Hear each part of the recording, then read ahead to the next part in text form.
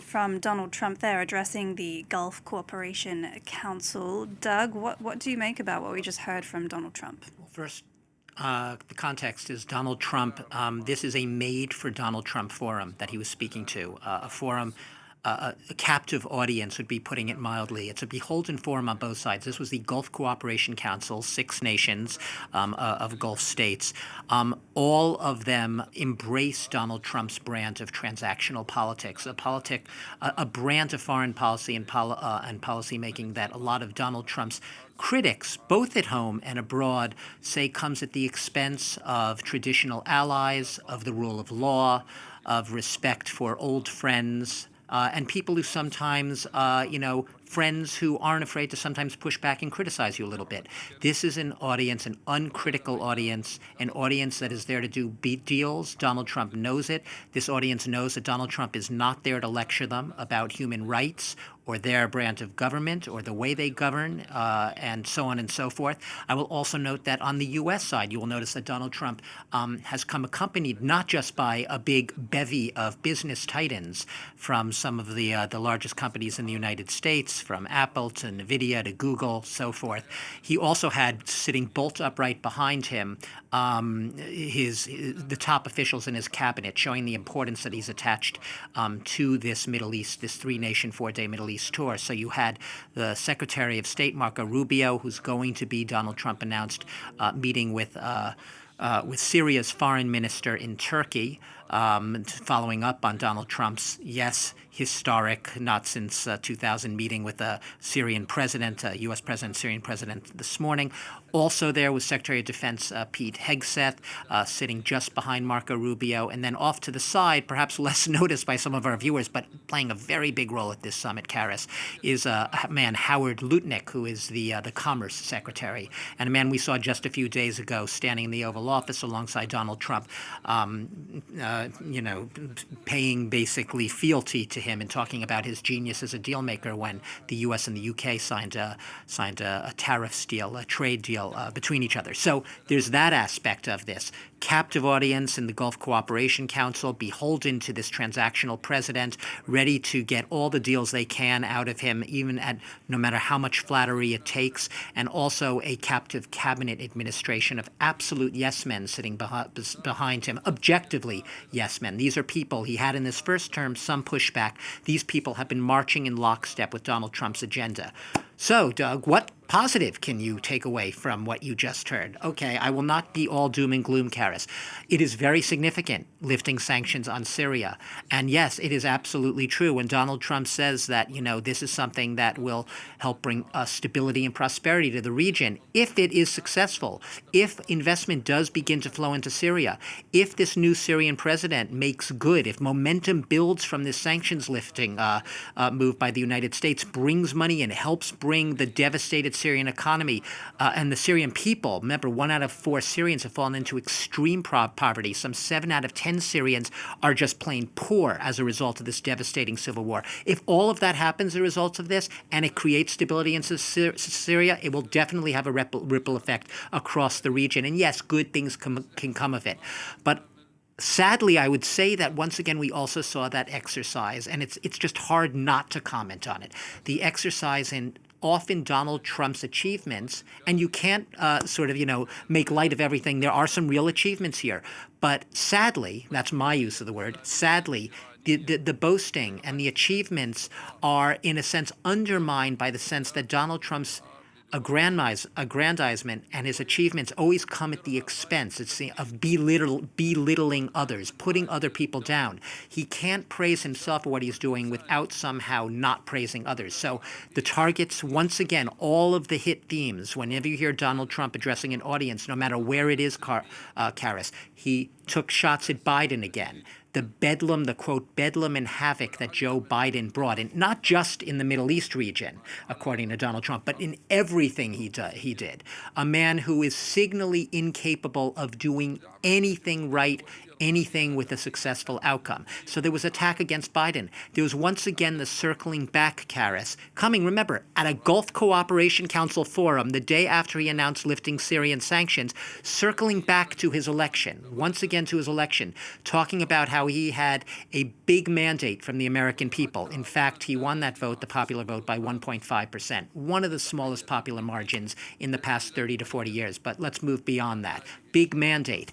Once again, talking about how he won all 7 swing states. It always circles back to his grievances, his sense that people are still out to get him, that he still has to prove himself. And the only way he can prove himself is by speaking negatively of others, and notably his predecessor, reminding people of his, quote, big election mandate, and then putting forward his successes. This could have been, perhaps, a very upbeat, positive, you could even say a speech which brought credit to Donald Trump for a very savvy foreign policy if he put all of that other stuff aside and focused on what he had come to this region to do. He is a president who says he wants to end wars. He is a president who has served notice on Iran, saying they are not going to get a nuclear weapon. They will not get a nuclear weapon, talking about how he's ramped up sanctions again on Iran. Fine, he wants to make what he'd say is a new and better deal than the one Obama struck with Iran in 2015, a deal that he ripped up in 2017 and then imposed more sanctions on. He wants to do a better deal. He says he wants to create peace in the region. That could be all fine and well. The problem is he always has to bring the personal side of it and his personal grievances into it. And by doing that, you can argue he sort of undermines a potentially positive and potentially successful message that he wants to convey. All right, Doug, we're going to get a view of how all of this is being viewed from Israel now, because Donald Trump did mention regional security threats that Israel has a significant stake in. We're going to cross live to our correspondent, Noga Tarnopolsky in Jerusalem. Noga, is the security, the future of Israeli security then being decided sort of in this meeting that it hasn't even been invited to? Yes, to a great extent, that is what's happening. And in fact, a little bit under the radar yesterday, we heard an offhand comment from Donald Trump announcing this vast military cooperation with Saudi Arabia. It seems to include F-35 jets.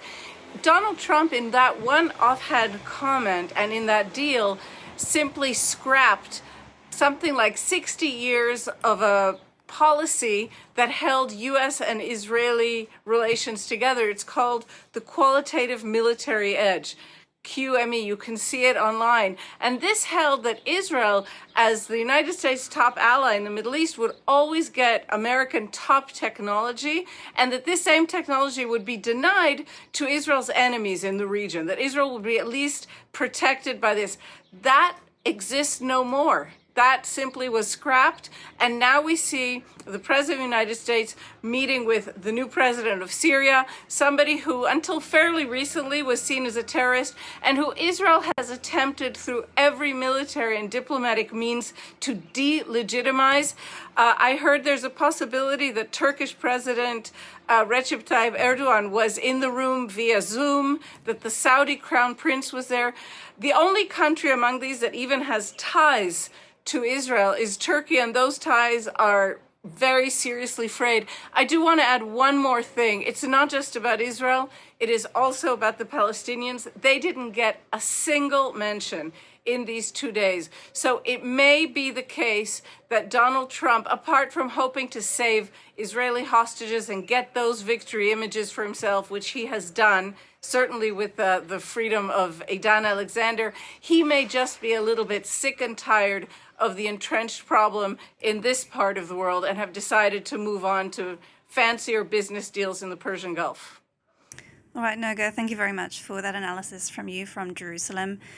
Doug, it is true, but Donald Trump was quite positive about the prospects of getting the rest of the hostages released from Gaza. Do you think that in a way he's trying to apply his own sort of pressure to try to get Netanyahu to come to the negotiating table?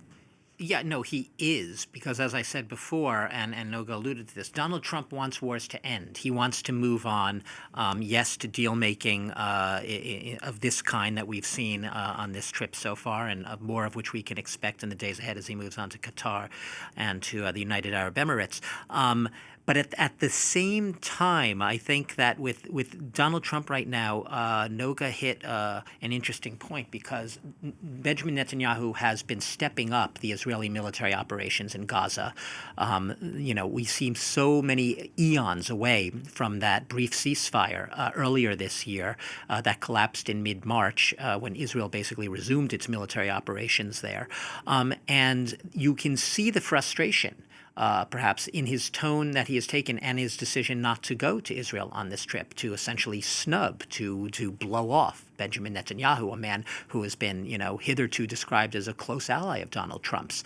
The men have seen eye to eye on many issues, but from the moment that Benjamin Netanyahu isn't doing Trump's bidding in the sense of isn't meeting Donald Trump's objective of ending this war in Gaza, so that Donald Trump can, come away as the peacemaker, as the man who was able to put an end to the Gaza war. From the moment that Benjamin Netanyahu and his government seem more of an impediment, someone who's thwarting Donald Trump's policy agenda, that's where I think, and Noga's correct in saying this, where Donald Trump loses his patience and he wants to move on. He needs another shiny object that will allow him to shine more and will not detract from his agenda. So, I believe right now he looks at what's going on in Gaza and the Palestinians. It's a mixture of losing patience. It's probably frustration. It's a little bit of resentment at Benjamin Netanyahu as well, maybe even lingering resentment from the fact, who knows, that Netanyahu actually had congratulated way back when Joe Biden on his victory in the 2020 election. Maybe Donald Trump, we know that he can keep grievances for a long time. Perhaps he still has some lingering resentment that he harbors against Netanyahu for that congratulatory phone call to Biden. Who knows? But at the end of the day, Donald Trump's, alliance with friends, patience with people goes only so far as they continue to, in a sense, to do his good work for him and help him achieve his objectives. It's not like a give and take thing in a lot of these relationships. So he's ready to move on. And we see the same thing, by the way, with Russia and Ukraine. He's obviously exasperated with Vladimir Putin. He's obviously also exasperated with Zelensky these days. In the past few headlines, he's less exasperated perhaps with Zelensky than with Putin. That might flip in a few days' time.